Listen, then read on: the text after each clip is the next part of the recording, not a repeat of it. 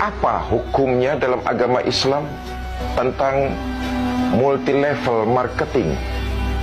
Saudara para pemirsa, pakar marketing mengatakan ada 3 macam jenis pemasaran. Pertama, marketing eceran. Yang kedua, marketing penjualan langsung kepada konsumen. Ini yang mereka sebut direct selling, pemasaran yang langsung kepada konsumen. Nah, yang ketiga, membangun sebuah jaringan, mengikutsertakan pelanggan sebagai tenaga pemasaran. Ini yang sekarang lagi booming, disebut dengan MLM, multi level marketing. Bagaimana Islam menanggapinya? Di awal saya katakan hukum asalnya ibahah, boleh, tetapi dengan prinsip-prinsip. Apa prinsipnya? Pertama, menjauhi sifat doror. Apa itu doror? Bahaya. Tidak boleh sebuah usaha dilakukan menjerumus kepada hal-hal yang sifatnya doror, bahaya.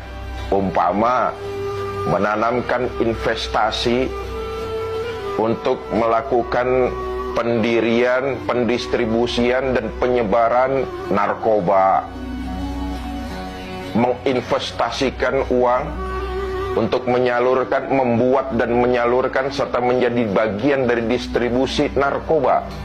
Doror, bahaya, dan ini haram. Yang kedua, menjauhkan hal-hal yang bersifat jahalah. Apa itu jahalah? Ketidakjelasan. Dalam Islam sebuah perniagaan, barang yang mau diperjualbelikan harus jelas bentuknya. Tidak boleh samar-samar. Apalagi orang sekarang bilang beli kucing dalam karung. Barangnya itu harus jelas.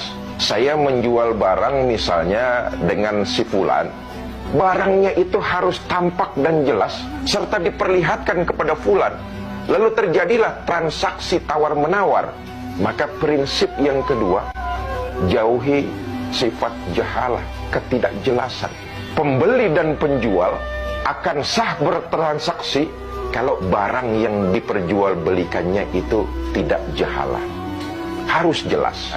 Berkaitan dengan MLM, multi level marketing, sistem ini pernah dijalankan oleh baginda kita Nabi besar Muhammad SAW.